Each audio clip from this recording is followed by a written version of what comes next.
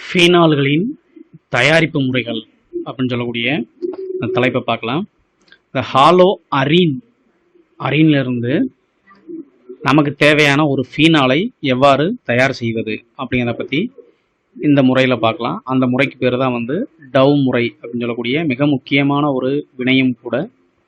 இப்போ இந்த வினையில் என்ன சொல்லப்பட்டிருக்காங்க அப்படின்னா, இப்போ ஒரு குளோரோபென்சீன் அப்படின்னு எடுத்துக்கிட்டாங்க.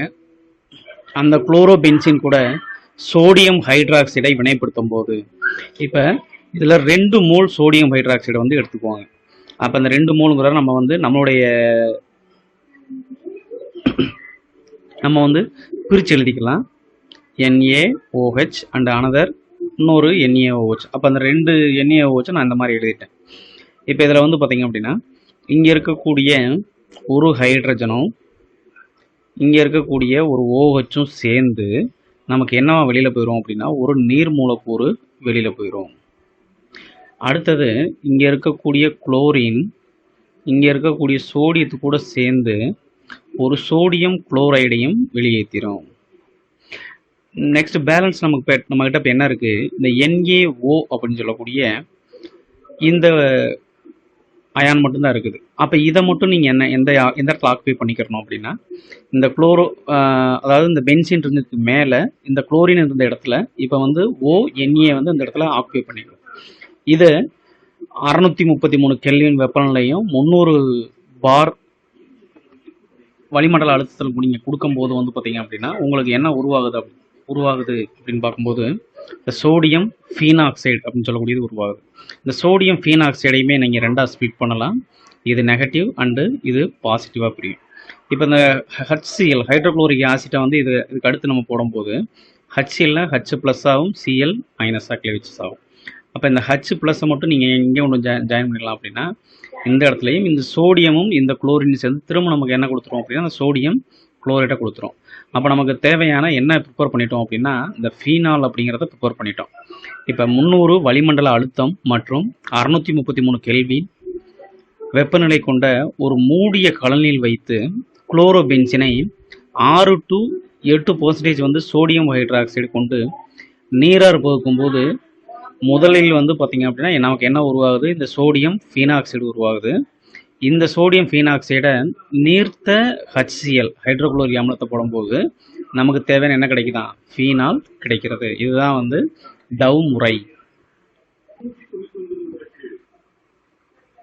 பென்சீன் சல்போனிக் அமிலத்திலிருந்து நமக்கு தேவையான ஒரு ஃபீனாலை எவ்வாறு தயாரிப்பது அப்படின்னு சொல்லக்கூடிய இந்த வினையை இப்போ இதில் பார்க்கலாம். இப்போ பென்சீனை இதுதான் பென்சீன். அந்த பென்சீனை ஒளியம்ங்களுடைய ஃபார்முலா இதுதான், H2S2O7 அப்படிங்கிறதான் ஒளியத்தினுடைய ஃபார்முலா. இப்போ இதை ரெண்டையும் நீங்கள் வினைப்படுத்தும் போது நமக்கு என்ன கிடைக்கும் அப்படின்னா, இந்த பென்சீன் சல்போனிக் அமிலம் அப்படின்னு சொல்லக்கூடிய இந்த அமிலமானது நமக்கு கிடைக்குது.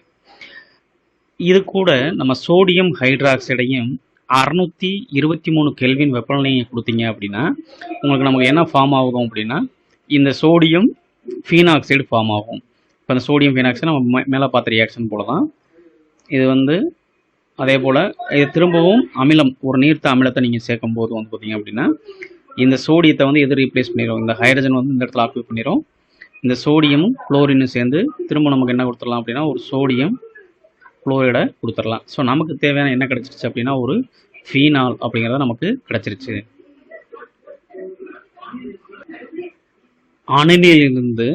அனிலீன் அப்படின்னு சொல்லக்கூடிய அனிலிலிருந்து நமக்கு தேவையான ஒரு ஃபீனாலை எவ்வாறு தயாரிப்பது, அப்போ அதற்கான வினை தான் இந்த வினை.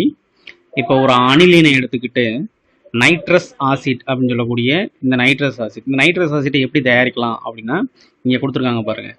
இந்த சோடியம் நைட்ரைட்டையும் HCl-ஐயும் நீங்கள் வினைப்படுத்துனீங்க அப்படின்னா, அதாவது NaNO2 + HCl இதை நீங்கள் வினைப்படுத்துனீங்க அப்படின்னா இப்போ நமக்கு இது என்ன கொடுத்துரும், இந்த சோடியமும் இந்த குளோரினும் சேர்ந்து ஒரு சோடியம் குளோரைடும், நெக்ஸ்ட்டு இங்கே இருக்கக்கூடிய ஹைட்ரஜனும் இங்கே இருக்கக்கூடிய NO2 சேர்ந்து HNO2 அப்படின்னு சொல்லக்கூடிய நைட்ரஸ் அமிலம்.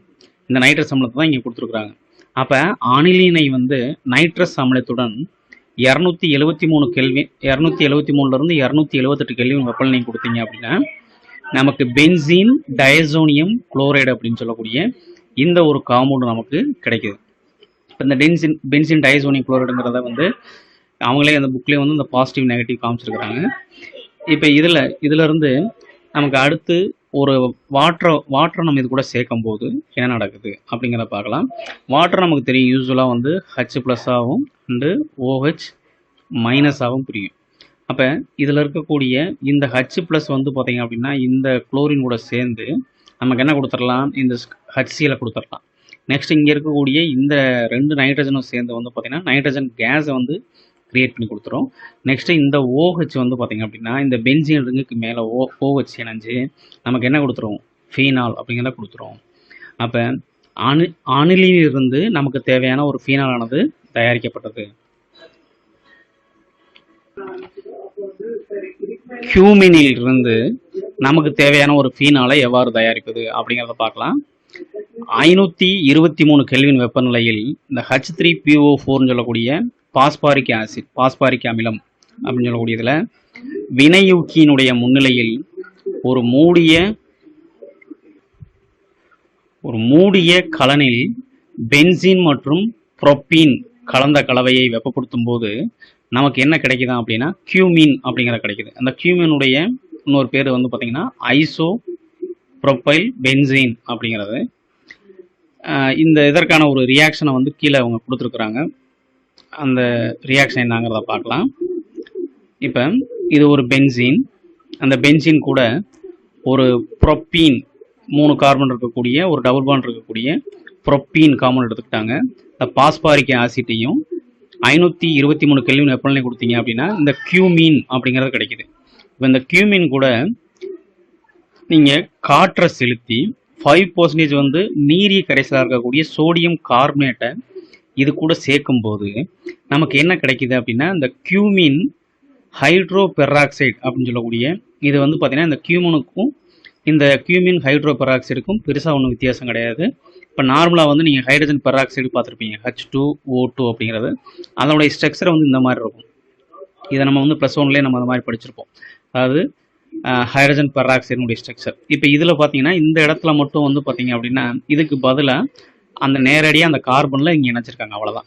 ஸோ அப்போ இதோடைய பேர் என்ன சொல்லப்படுது அப்படின்னா இந்த கியூமின் ஆல்ரெடி ஒரு கியூமின் ஸ்ட்ரக்சர் கூட இருக்கிறதுனால கியூமின் த ஹைட்ரோ பெராக்சைடு அப்படிங்கிறது இதனுடைய பேராக சொல்லப்படுது. இப்போ இது கூட திரும்பவும் சல்ஃபூரிக் ஆசிட்டை வந்து பார்த்தீங்க அப்படின்னா சேர்க்கும்போது நமக்கு என்ன ஃபார்ம் ஆகுது அப்படின்னா இது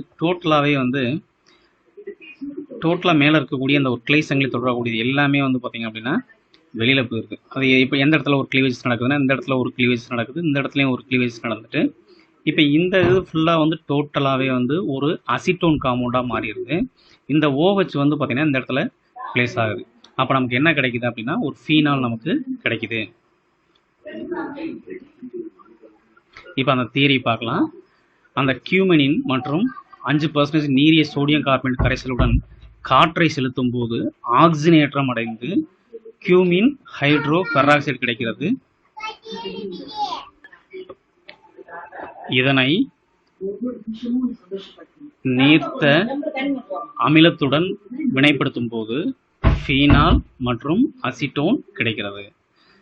அசிட்டோன் இவ்வினையில் முக்கிய ஒரு பை ப்ராடக்ட் அப்படின்னு சொல்லுவாங்க, துணை விளைபொருளாக இது கிடைக்கிறது. உங்களுடைய கருத்துக்கள் வரவேற்கப்படுகிறது.